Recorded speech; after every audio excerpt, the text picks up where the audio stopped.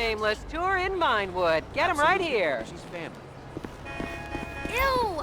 Loserville! That's just wrong! We still have seats available. Leaving right now, just $40. As I am contractually obliged to say, buckle up, everyone. It's showtime. Hey there.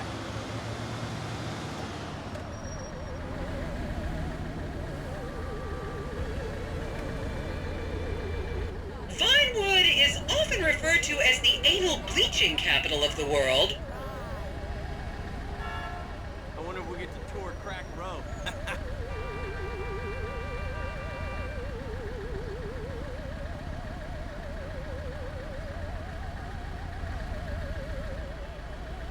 I hope this is better than the one yesterday.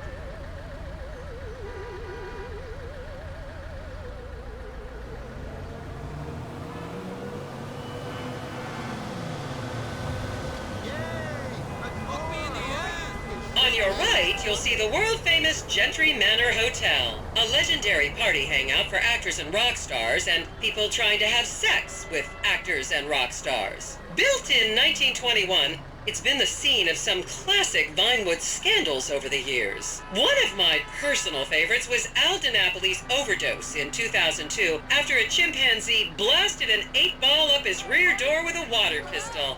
Fantastic! They say that on any given day there are at least 2 dead party girls in the trash cans round back. Isn't that great?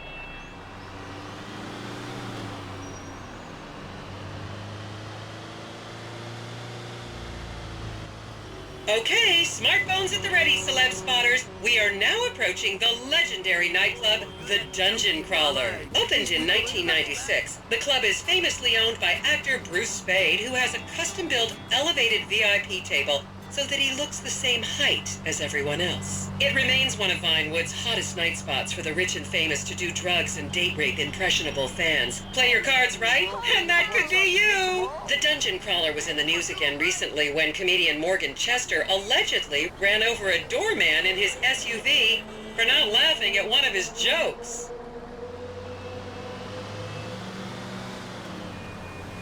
Holy shit! Oh, and now a treat for you closet glam rockers on board. We're coming up to the infamous Tequila La Rock Bar. Back in the day, this was a restaurant run by the mob until it got shut down over the Adam's apple in the soup controversy of 1982. It reopened as the Tequila La Bar in 1983 and soon became a mecca for hair metal bands and fans from across the country. It's rumored that the Love Fist song Dangerous Bastards was written about a night they partied here on Mescaline with some transgender twins. Now, this house up ahead is one of the many private residence of action movie director Mark Fostenberg. Fostenberg still maintains he was out of town when a 15-year-old Mexican girl was found dead in his pizza oven in 2007. The case was settled out of court and all charges were dropped. The girl's family now live on the next street. So this is the house of television exercise guru The Craze. You might have seen him degrading himself recently on Rehab Island. Do any of you remember the 80s? Huh, strange times. People didn't go to the gym back then. They did jumping jacks in front of the TV and leg warmers and headbands. The Craze swapped his gold lame leotard for a crack pipe in the 90s, but is reportedly now clean and in the best shape of his life. That's Vinewood's code for, he's trying to make a comeback.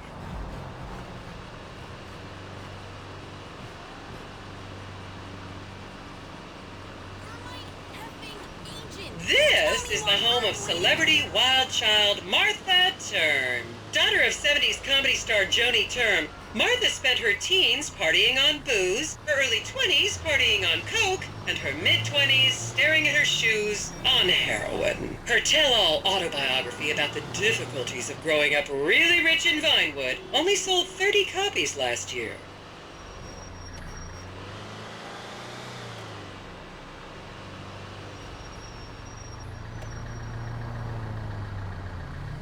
I should remind you this is a no-smoking bus. Unless, of course, it's medical marijuana. Then you're all right.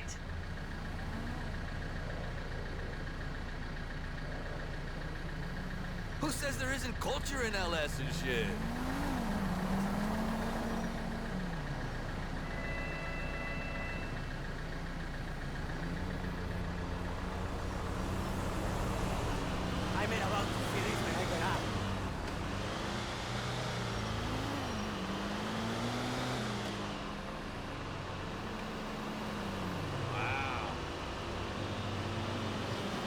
Just up ahead is another place to see and be seen in Rockford Hills, the Richmond Hotel. An iconic entertainment industry hangout, sleazy producer types have been promising to make young girl stars here for over 100 years now. Not gonna lie, I did some shameful things in that lobby bar in my youth, but I've put that period of my life behind me now.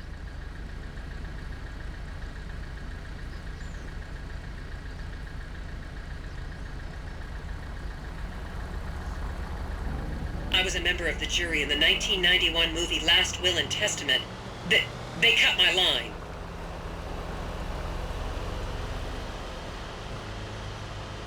This looked better in the picture.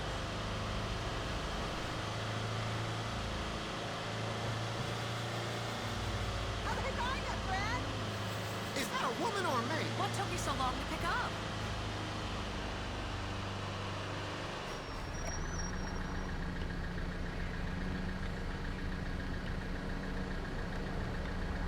I'm getting hard just thinking about these LS girls.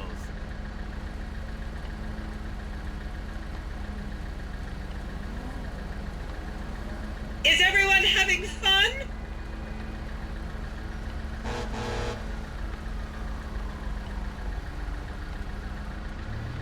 Wow, that's real life. Hey, thanks for calling. Yeah, I have the perfect guy for your film. Here you can see the landmark Weasel Theater, which was opened here in Morningwood in 1930. Some of the biggest movies in history have premiered at this theater, including Blue Blood, Shoulder of Orion, and The Many Wives of Alfredo Smith. You might remember the controversial premiere of the gladiator comedy Lions and Donkeys in 1984, when star Chip Hampton walked up the red carpet with two slaves in chains. You just gotta sit back and fire it up, huh?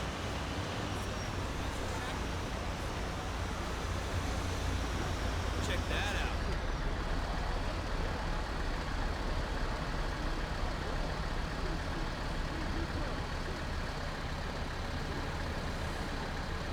It's just like that other thing we saw.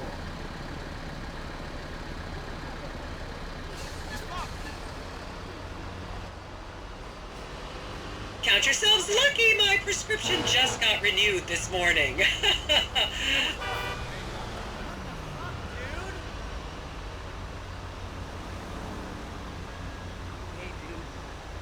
Excuse me. What's good? Do trainees count as landmarks?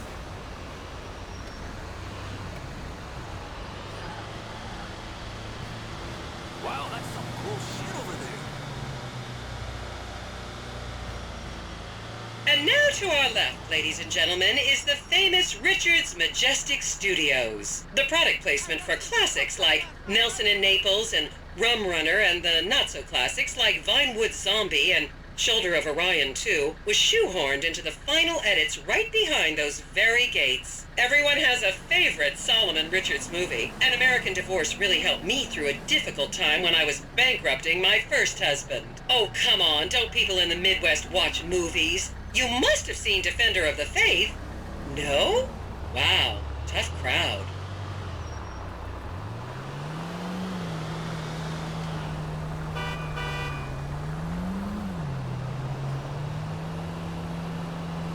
That's deep, man.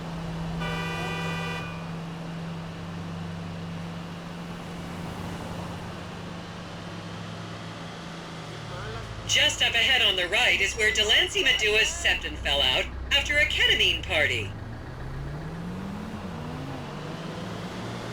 Think we're gonna see that famous tar place?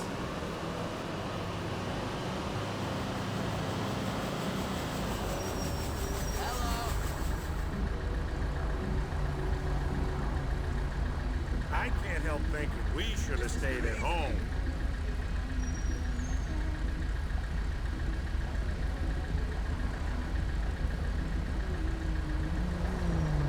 The federal government should sterilize this whole fucking city.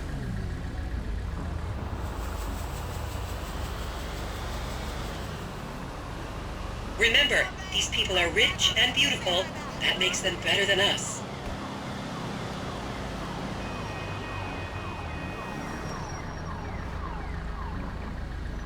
So he's like a totally important clubs have the same Armenian owners. We need to get it out there, dude. I mean, you could be like the voice box that It's like we ditched. Expand your world. Well, maybe you wouldn't be the actual voice box, but you could definitely like pay for it and put your name on it like here. I wouldn't want to live in this part of town. Busy as usual.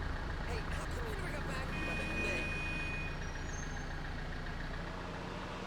Keep those cameras out and fingers on the trigger. Celebs are skinny and fast.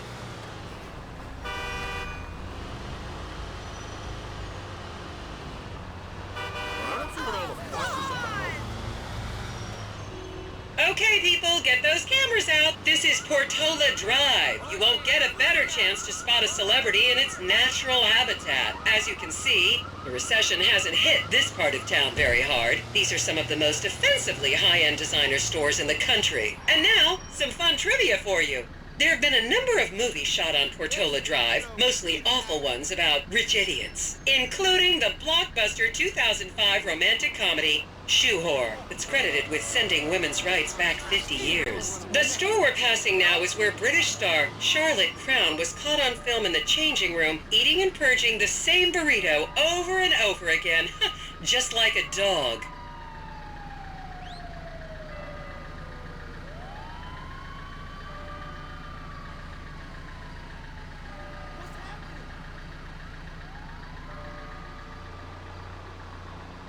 I don't give a shit. I'm not looking. This is the Epsilon Center. Anyone with red hair, please cover it for your own safety. If you really want to meet a famous celebrity, this place is packed full of them. Take an introductory course. It changed my life. Kifla!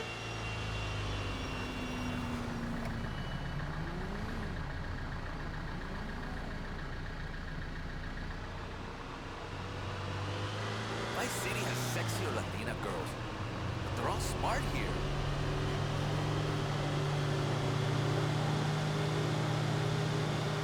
To the left, you'll see a spot where a pizza boy claims that Play PG Jackson asked him to remove his shorts. Mom won't be so bad. Navel tattoo, isn't Tyrone? You don't see stuff like this in my barrio. That is not No, cool. and you know something the people in the film don't. Anyway, I've gotta go. Banjo Bus. I bet this place was great in the 1940s.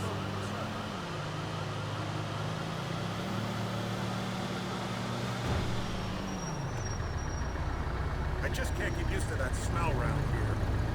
What's me? It's like the gangbanger back in the day. Well, I was... You'll recognize this stretch of road from those videos of Jill von Krastenberg with the Romanian shot put team.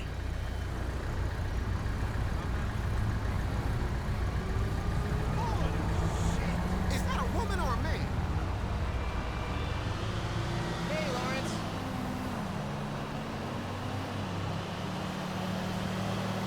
I never knew a place with so many hot chicas. It couldn't Hello be that there. dangerous.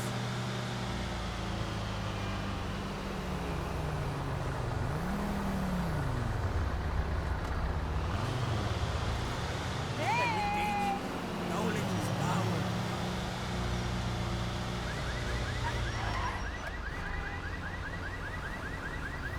Don't you just love people you've never met and would have you arrested if you came within 10 feet of them?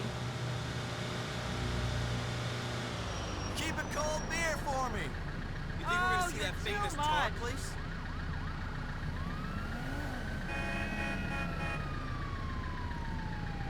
Can you please move? This looked better in the pictures.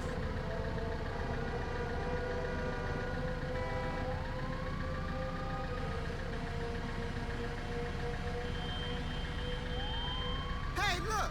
A collagen convention.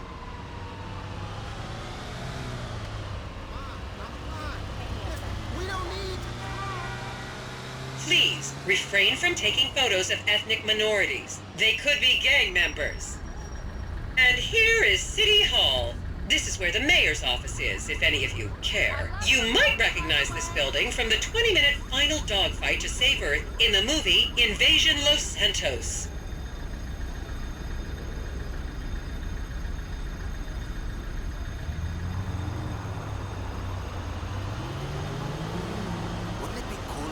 made here?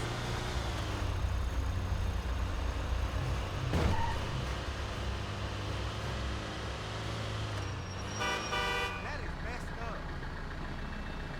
I read about these places. You idiot!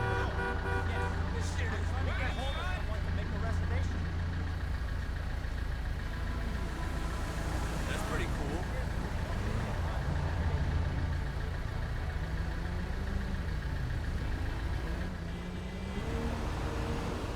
The next corner is where actor Scott Stevens famously prolapsed after a failed party trick.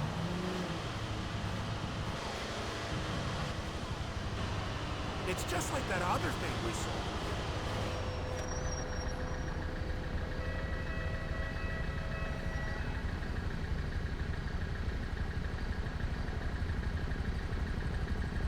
Did George Washington sleep there?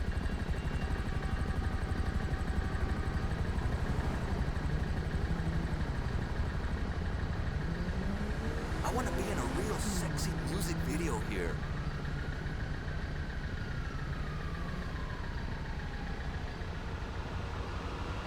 Remember when Laszlo was arrested for masturbating with an eggplant and shouting at women? That happened right here.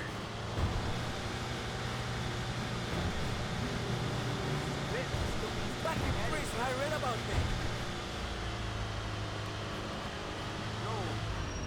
Yeah, Malo, son. Woman. Holy shit. Thinking about hanging out with that girl Amber lady?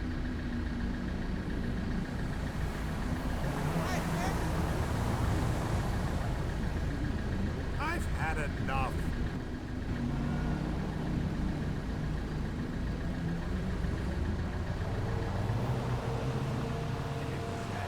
Blah, blah. Hey, blah, blah. Landmark. That's wrong. And here we have the beautiful Oriental Theater. Riots broke out on the theater's opening night in 1928 as desperate fans tried to get upskirt shots of the legendary silent movie star Miriam Turner, much like you're doing today, except with really heavy cameras. My daughter tells me it isn't politically correct to say Oriental anymore, but considering some of the other common terms for Asians in the 1920s, the name could have been a lot worse. There's a saying that to go to Los Santos and not see the Oriental Theater is like going to China and not visiting a burger shot. You know, I've never really understood what that means, but What up, homie? No, me tonight. And here we are, back on the strip. As they say in Vinewood, that's a wrap, folks. I hope I managed to take your minds off the economic downturn for just a little while. I'd like to remind any Europeans that 1% is an insult.